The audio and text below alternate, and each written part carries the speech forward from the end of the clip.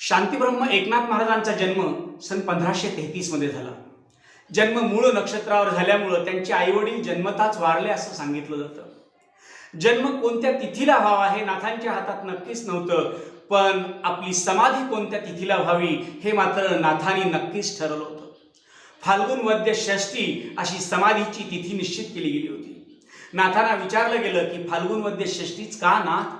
तर त्यांनी सांगितलं की त्यांचे गुरुदेव जनार्दन पंत देशपांडे यांचा जन्म फाल्गुन वद्य षष्ठीलाच. जनार्दन पंतांना त्यांच्या गुरुदेवानी म्हणजे दत्तात्रयाने अनुग्रहित केलं ती तिथी सुद्धा फाल्गुन वद्य षष्ठीच. जनार्दन स्वामींनी एकनाथ महाराजांना अनुग्रह केला ती तिथी सुद्धा फाल्गुन वद्य षष्ठी आणि त्यांचे गुरुदेव जनार्दन महाराजांनी देह ठेवला ती तिथी सुद्धा फाल्गुन वद्य षष्ठी आणि म्हणूनच ही तिथी निवडली गेली. आणि या तिथीला गोदावरीच्या पवित्र जलामध्ये त्यांनी जलसमाधी घेतली. काही संत वायुतत्वात विलीन होतात. तुकाराम महाराज, जगद्गुरु तुकाराम महाराज, संतश्रेष्ठ तुकाराम महाराज यांनी वायुतत्वात समाधी घेतली. महावैष्णव कैवल्याचे स्वामी ज्ञानेश्वर माऊली यांनी भूमितत्वात समाधी घेतली आणि एकनाथ महाराजांनी मात्र जलतत्वात समाधी घेतली. प्रभू रामचंद्रांनी सुद्धा शरयू नदीमध्ये जलतत्वातच समाधी घेतली. एकनाथ महाराजांच्या जीवनामध्ये आणि सर्वच संतांच्या जीवनामध्ये शिल्लक काहीच राहिलं नाही, ते पूर्ण तत्व होऊन गेले. त्याचं कारण आहे, काही लोक शेन तत्वाचे असतात, जळतात जळत नाहीत. काही लोक गोरी तत्वाचे असतात, त्यांना पेटवावं लागतं. आणि संत हे कापूर तत्वाचे असतात, शिल्लक काहीच राहत नाही आणि त्या तत्वामध्ये संपूर्ण समाविष्ट होतात. शांतीब्रह्म एकनाथ महाराज हे शांतीब्रह्म कसे झाले याची सुरुवात एका जन्मात झाली असं नाहीये, तर त्यांचे पंजोबा भानुदास महाराज हे सर्वश्रेष्ठ वारकरी होते.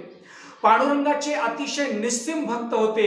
कार्तिक एकादशीच्या अगोदरच काही दिवस ते पांडुरंगाच्या भेटीनं व्याकुळ होऊन पंढरपूरला गेले आणि तिथं गेल्यावर लक्षात आलं की कर्नाटकच्या राजा कृष्णदेव यांनी पांडुरंगाला घेऊन गेलंय आणि हंपी या ठिकाणी एक विशाल मंदिर बांधून तिथं परमात्म्याची स्थापना केली आहे.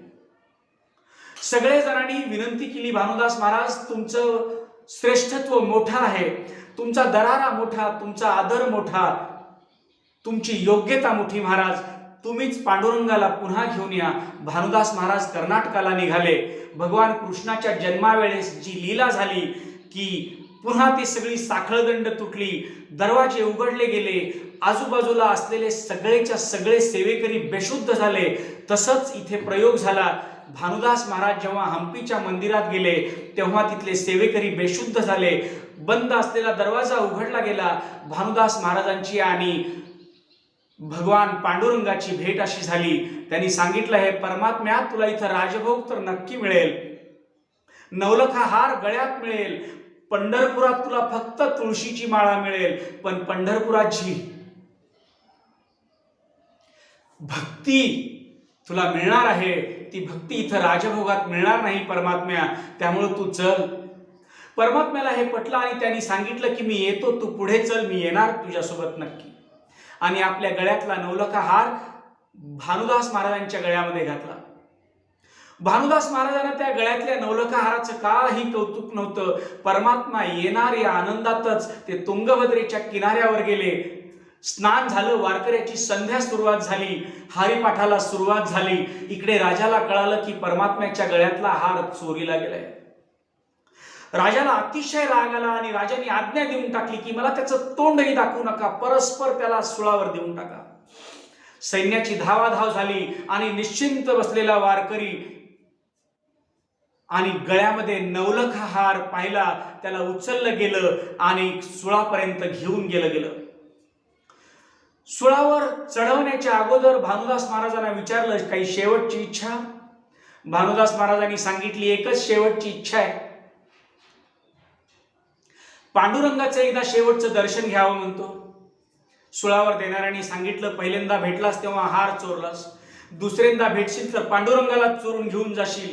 भानुदास महाराजांनी मनातल्या मनात म्हणलं असेल, तेच करायला आलो होतो खरं तर. आणि भानुदास महाराजांना सुळावर देण्याची व्यवस्था सुरुवात झाली.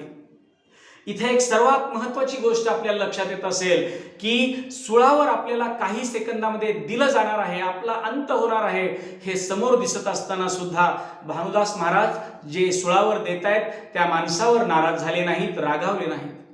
ज्या राजाने अशी आज्ञा दिली त्या राजावर नाराज झाले नाहीत आणि ज्या परमात्म्याने हा नवलखा हार गळ्यात घातला त्या परमात्म्यावर तर बिलकुलही रागावले नाहीत. शांती ब्रह्मत्वाची सुरुवात मला असं वाटतंय भानुदास महाराजांच्या पासून झाली असेल.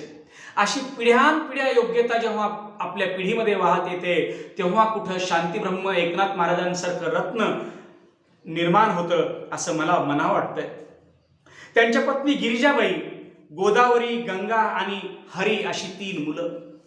गिरिजाबाई ही आदर्श पत्नी, पतीला काय हवं आहे हे पतीने सांगण्याच्या अगोदर जिला कळायचं अशी एक वेगळी योग्यता असलेल्या पत्नी म्हणून गिरिजाबाई, त्यामुळे निश्चितच त्यांच्या शांती ब्रह्मत्वाला खूप मोठी मदत झाली असेल असं मला संसारी म्हणून वाटतंय. नाहीतर याच एका कारणासाठी दिवसभरात 10 चिडचिड पुरुषांची होत असेल असंही असेल कदाचित. एकनाथ महाराजांचं कार्य बघताना मला असं वाटतंय की ते मराठीतले पहिले संपादक आहेत.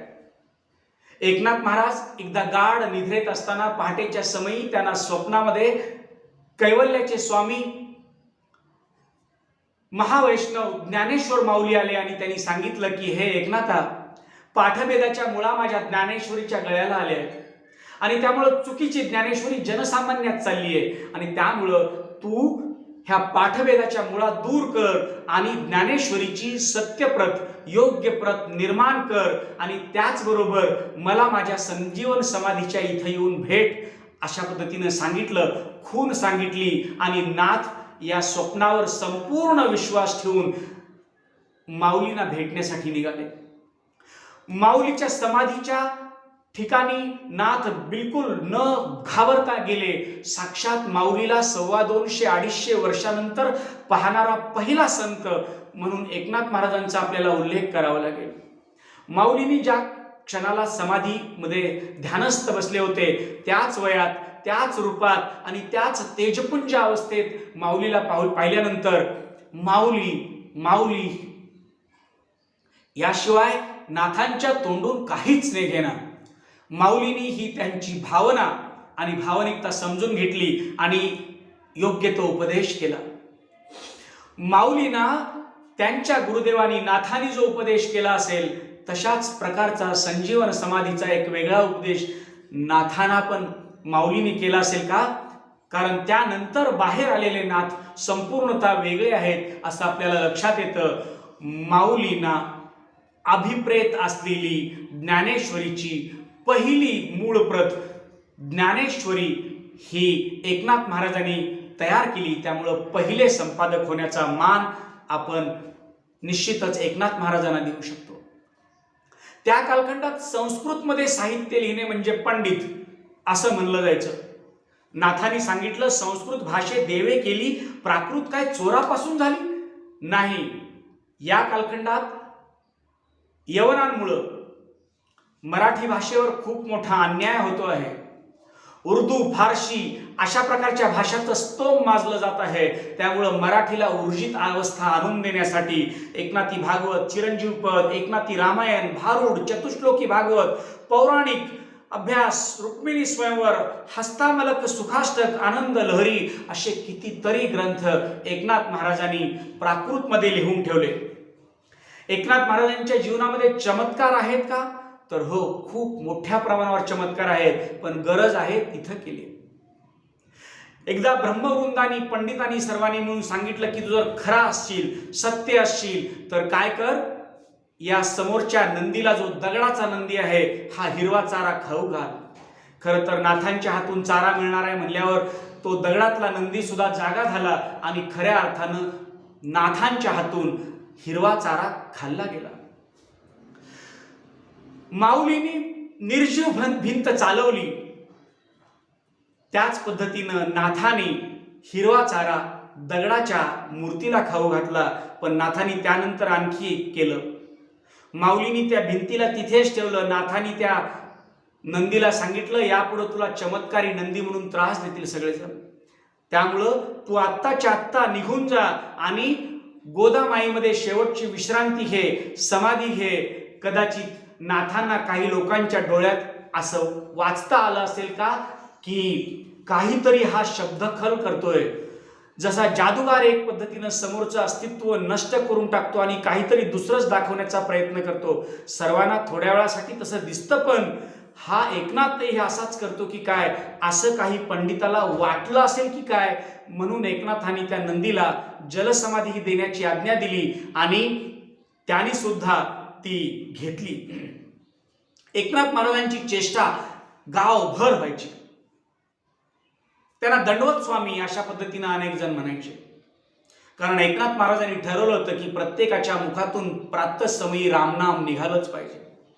त्यासाठी वेशीच्या तिथे ते पहाटे 4च्या अगोदरच जाऊन बसायचे.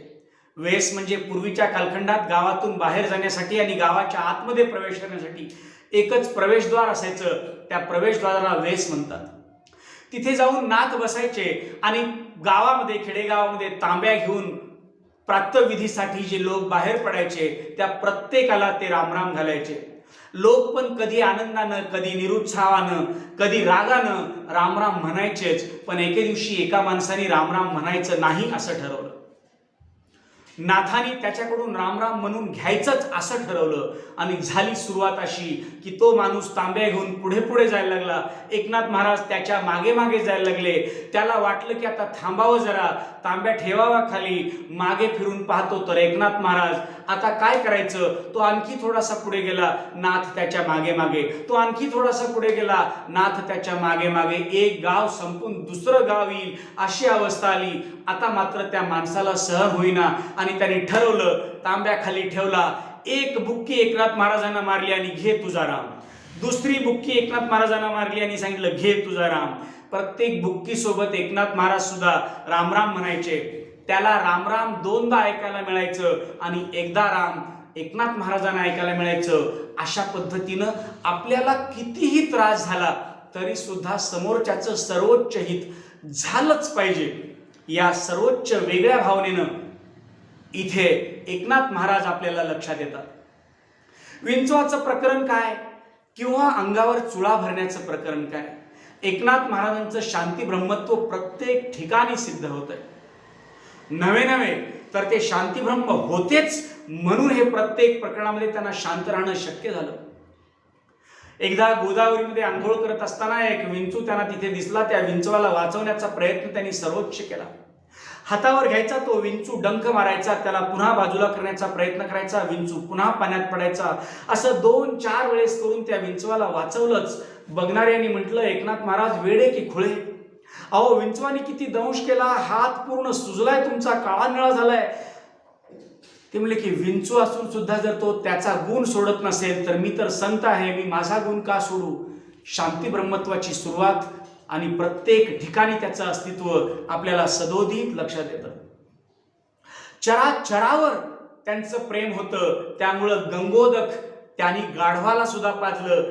कारण एखाद्या अनेक शाळेंची जर विद्यार्थी एकत्र दिसले तर त्यांचे ड्रेसअप वेगळे असतात शाळेनुसार, पण त्याच्या आतमध्ये असलेला मुलगा विद्यार्थीच असतो. तसं या संपूर्ण चराचरामध्ये मग झाड दिसो, दगड दिसो, प्राणी दिसो, कुणीही दिसो, त्या आतमध्ये असलेलं आत्मतत्व ज्यांना कळालं ते एकनाथ महाराज होते. आणि म्हणून गाढवाला गंगोदक पाजवताना त्यांना बिलकुलही वाईट वाटलं नाही. असं सांगितलं जातं की एका यवनाला एकनाथ महाराजांना त्रास देण्यासाठी पाठवलं गेलं. यवनाने ही भरपूर सीधा सामुग्री आपल्या सोबत घेतली, भरपूर पानासाठी लागणारं सगळं साहित्य आपल्या सोबत घेतलं आणि एका झाडावर जाऊन बसला. पाण्याच्या बाटल्या पण घेतल्या असतील, पाण्याचं एखादं मडकं घेतलं असेल आणि वरती जाऊन पान खायचं. आंघोळ करून आले की एकनाथ महाराजांच्या अंगावर थुंकायचं. एकनाथ महाराजांनी आपल्या अंगावर थुंकणारा कोण आहे हे सुद्धा वरती बघून पाहिलं नाही.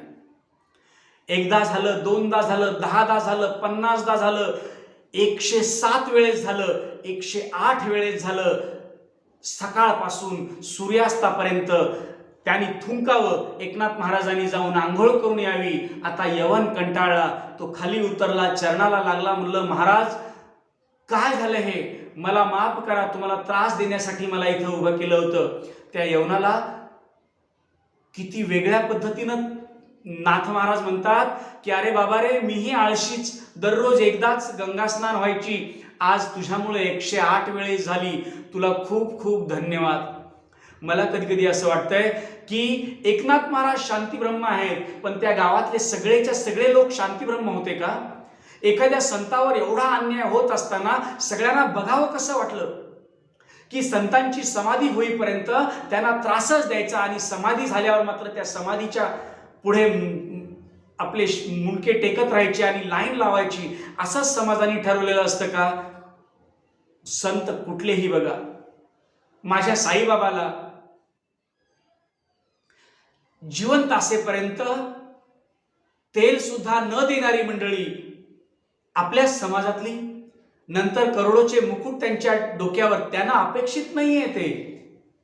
समाजामध्ये संतांना आपल्याला आता ओळखता आलं पाहिजे. काही लोक मूर्ख असे म्हणतात की समाज हा संतांना घडवत असतो. नाही नाही, संत हे जन्मतात साक्षात परमात्म्याचे अवतार आहेत. अशा पद्धतीनं काम करून बनलेल्या मूर्त्या तोडायचं काम करणं समाजाचं चालू आहे. त्यामुळं अशा पद्धतीनं काम चालणार नाहीये. एकदा एका माणसाच्या मुलीचं लग्न होतं, 200 रुपये त्याला पाहिजे होते.